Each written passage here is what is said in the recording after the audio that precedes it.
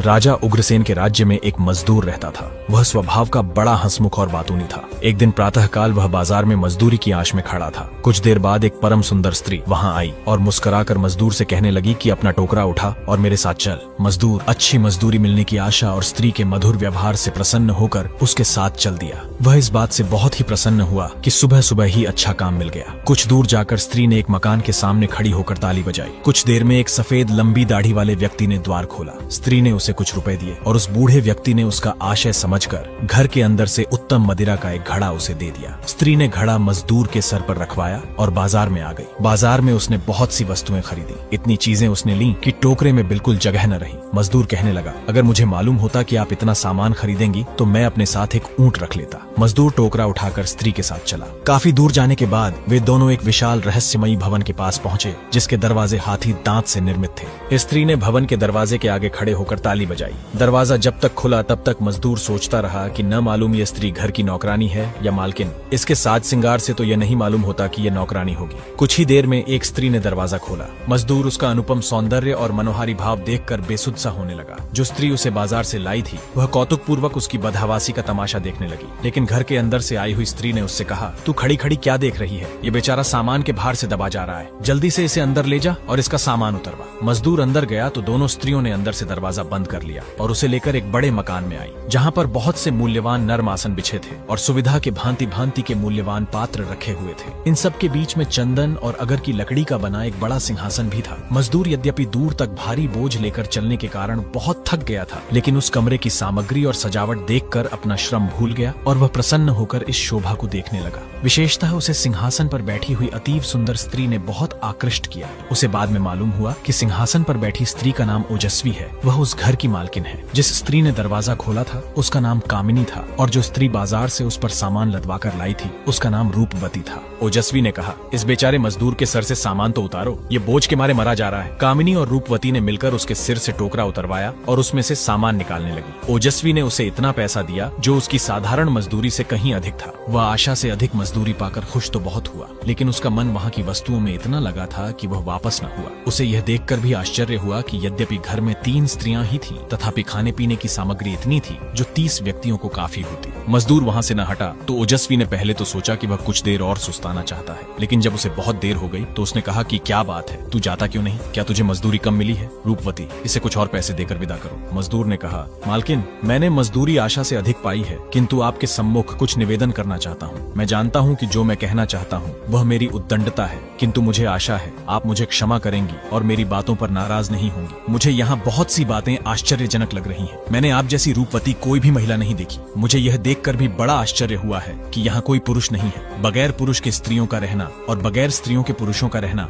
दोनों ही बहुत अजीब बातें हैं। मजदूर बातूनी तो था ही, इसलिए बोलता चला गया। ओजस्वी उसकी बातें सुनकर हंसने लगी और बोली, तू अपनी बेकार की बातें और सलाहें अपने पास रख। हम तीनों बहनें हैं और अपने सारे काम खुद ही अच्छी तरह चलाती हैं और इस तरह चलाती हैं कि किसी को पता नहीं चलता। हम नहीं चाहते कि कोई हमारे भेद को जाने। मजदूर ने कहा, मेरी मालकिन, आप तो अत्यंत चतुर और बुद्धिमती हैं, लेकिन आप मुझे भी निरक्षर और गवार न समझे। ये तो भाग्य की बात है कि मुझे पेट पालने के लिए मजदूरी करनी पड़ती है, वरना मैंने बहुत सी इतिहास और ज्ञान की पुस्तकें पढ़ी हैं। आप कहें तो एक कहावत आपकी सेवा में उपस्थित करूं। यह कहावत है कि बुद्धिमान को चाहिए कि चतुर व्यक्ति से अपना भेद न छुपाए, क्योंकि चतुर व्यक्ति को किसी का भेद छुपाए रखना आता है। अगर आप मुझ पर अपना कोई भेद प्रकट करेंगी तो वह ऐसा ही होगा जैसे कोई चीज किसी कमरे में बंद करके ताला लगा दिया जाए और ताले की चाबी खो जाए। ओजस्वी समझ गई कि यह मजदूर बुद्धिमान और पढ़ा लिखा है और इसका साथ करने में कोई बुराई नहीं और इसे अपने साथ बिठाकर खाना भी खिलाया जा सकता है। फिर भी उसने उसकी बुद्धि की परीक्षा लेने के लिए मजाक में कहा, देखो भाई, हमने तो पैसा और मेहनत लगाकर इस भोजन को तैयार किया है, तुमने तो इस पर कुछ खर्च नहीं किया, फिर तुम्हें अपने खाने में क्यों सम्मिलित करें? इन बातों का बेचारे मजदूर के पास कोई उत्तर न था और उसने कहा कि आप लोग ठीक कहती हैं, मैं जा रहा हूँ। लेकिन रूपवती ने अपनी बहनों से उसकी वकालत की और कहा, इसे यहीं रहने दो,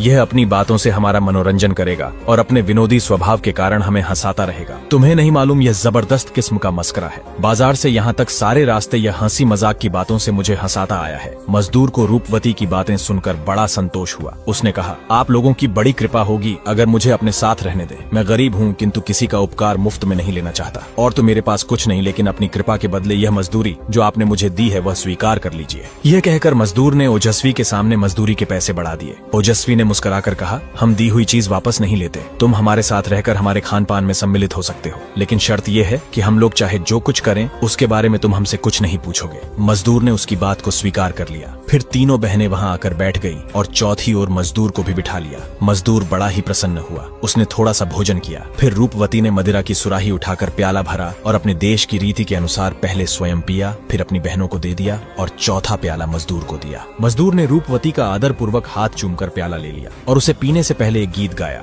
गीत सुनकर तीनों स्त्रियां बहुत प्रसन्न हुई और उन्होंने एक दूसरे के बाद कई गीत शराब के नशे में गाए। इस राग रंग में बहुत देर हो गई और रात हो गई। कामिनी ने अपनी बहनों से कहा कि अब तो इस मजदूर को हमने खिला पिला दिया है, अब इसका कोई काम नहीं, इससे कहो अपने घर जाए। मजदूर को ऐसा सुखद संग छोड़ने में बड़ा दुख हुआ। उसने कहा कि यह मेरे लिए बड़े दुर्भाग्य की बात है कि ऐसी हालत में मुझे घर से निकाला जा रहा है। मैं इस नशे की दशा में किस प्रकार अपने घर पहुंच सकूंगा? कृपया रात भर मुझे यहाँ रहने की अनुमति दे, मैं यहीं किसी कोने में पड़ा रहूंगा। रूपवती ने फिर उसकी वकालत की और कहा, यह बेचारा ठीक कहता है, कहाँ अंधेरे में ठोकरें खाता फिरेगा। हम लोगों ने पहले तो इसे अपने साथ खाने पीने की अनुमति दे ही रखी है, अब इसे निराश न करो, यहीं पड़ा रहने दो। ओजस्वी ने रूपवती के कहने पर उसे रहने की अनुमति दे दी, लेकिन फिर कहा कि शर्त यही है कि हम भला बुरा जो भी करें तुम उसके बारे में कुछ पूछताछ नहीं करोगे। मजदूर ने कहा, आप मुझ पर जो भी शर्त लगाएंगी मैं मानूंगा। ओजस्वी ने कहा कि हम तुम पर कोई नई शर्त नहीं लगा रहे हैं, उधर देखो क्या लिखा है। मजदूर ने एक दरवाजे के अंदर जाकर देखा तो मोटे मोटे सुनहरे अक्षरों में लिखा था, इस भवन के अंदर जाने वाला कोई व्यक्ति यदि ऐसी बातों के बारे में पूछेगा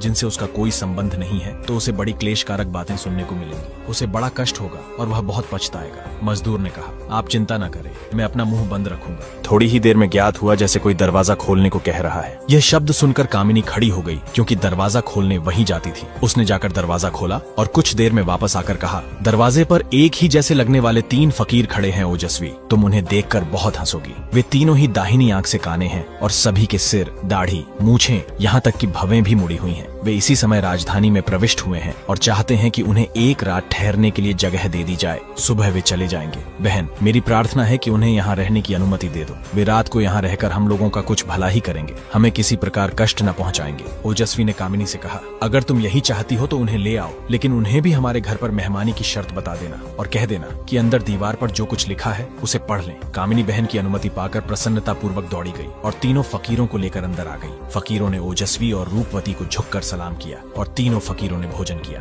फकीर नशे में आए तो बोले, यहाँ कोई बाजा हो तो हम लोग भी कुछ गाएं बजाएं। कामिनी ने उन्हें वाद्य लाकर दिए और वे बजाने लगे और वाद्यों के सुरों से सुर मिलाकर गाना शुरू किया। वे लोग इस गाने बजाने के दरमियान हंसी ठट्ठा भी करते और ऊंचे स्वर में वाह वाह भी करते। इस सबसे बड़ा शोर होने लगा और सारा भवन गूंजने लगा। इसी बीच उन्होंने सुना कि आधी रात को फिर कोई दरवाजा खड़खड़ा रहा है। कामिनी सदा की भांति दौड़कर गई कि इतनी रात को कौन आया है। इस बार दरवाजा खड़खड़ाने वाला स्वयं उस नगर का राजा था। राजा का यह नियम था कि अक्सर रात को भेष बदलकर शहर में निकलता था कि प्रजा का हाल खुद अपनी आंखों से देखे। उस रात को वह अपने महामंत्री जाफर और एक विश्वासी जासूस के साथ नगर की गलियों में घूम रहा था। वे तीनों व्यापारियों जैसे वस्त्र पहने हुए थे। जब वे लोग उन स्त्रियों के मकान के पास से गुजरे तो उन्होंने हंसी की ध्वनि और गाने बजाने का स्वर सुना। राजा ने कहा कि घर का दरवाजा खुलवाओ, मैं देखूं तो कि यहाँ क्या हो रहा है। जाफर ने कहा कि यहाँ कुछ स्त्रियां शराब पीकर हंसी दिल्लगी कर रही हैं, गा बजा रही हैं। आपका अंदर जाना शोभनीय नहीं है। यह भी हो सकता है कि वे अपने राग रंग में विघ्न पड़ते देखकर नशे की हालत में आपका कुछ अपमान कर बैठे। किंतु राजा ने उसकी सलाह न मानी और आदेश दिया कि तुम जाकर दरवाजा खुलवाओ। जाफर ने दरवाजा खुलवाया। कामिनी ने दरवाजा खोला तो जाफर उसके रूप को देखता रह गया। फिर उसने जल्दी से एक कहानी घड़ी। उसने कहा, सुंदरी, हम तीनों व्यापारी मोसिल नगर के निवासी हैं। हम व्यापार की वस्तुएं लेकर यहाँ आए हैं और एक सराय में ठहरे हैं। आज की रात को यहाँ के एक व्यापारी ने हमें दावत दी थी। हम उसके घर गए। उसने हमें बड़ा स्वादिष्ट भोजन कराया और उत्तम मदिरा पीने को दी। हम लोग नशे में आ गए तो उसने नृत्यांगनाओं को बुलाकर नाचने की आज्ञा दी। इस राग रंग में काफी समय हो गया और नशे की हंसी और नाच गाने से बाहर काफी आवाज जाने लगी। उसी समय संयोगवश शहर का कोतवाल गश्त लेकर उधर से निकला और उसने उस घर पर छापा मार दिया। दरवाजा खुलवाकर उसने सब उलट पलट कर दिया और कई आदमियों को गिरफ्तार कर लिया। हम लोग जान बचाकर एक दीवार से बाहर कूद गए। यह कहकर जाफर ने कहा, हम लोग इस शहर में किसी को नहीं जानते, न यहाँ के मार्ग पहचानते हैं। हमें डर लग रहा है कि हम इधर उधर भटकते हुए सराय पर कैसे पहुँचेंगे। फिर संभव है सराय का दरवाजा बंद हो गया हो और हम रात भर गलियों में भटकते रहे। यह भी संभव है कि वही कोतवाल गश्त लगाता हुआ आ निकले और हम लोगों को बंद कर दे। हमारी दशा बड़ी दयनीय है। सुंदरी, तुम दया करके अनुमति दो तो हम रात भर के लिए तुम्हारे मकान में किसी जगह पड़े रहें। अगर तुम हमें अपनी संगति के योग्य समझो तो हमें अपने गाने बजाने में शामिल कर लो। हम लोग यह तो समझ गए हैं कि तुम लोग गाने बजाने में अति निपुण हो। कामिनी ने कहा, मैं इस घर की मालकिन नहीं हूँ, तुम लोग जरा यहीं ठहरो, मैं मालकिन से तुम्हारी बात करती हूँ। अगर उसने अनुमति दे दी तो फिर कोई दिक्कत नहीं नहीं रहेगी और तुम लोग आराम से यहाँ रात बिता सकोगे। यह कहकर कामिनी अंदर गई और अपनी बहनों से नए व्यापारियों की दशा और उनकी प्रार्थना की बात की। उन दोनों ने आपस में और कामिनी के साथ मंत्रणा की और कामिनी से कहा कि उन्हें भी अंदर ले आओ।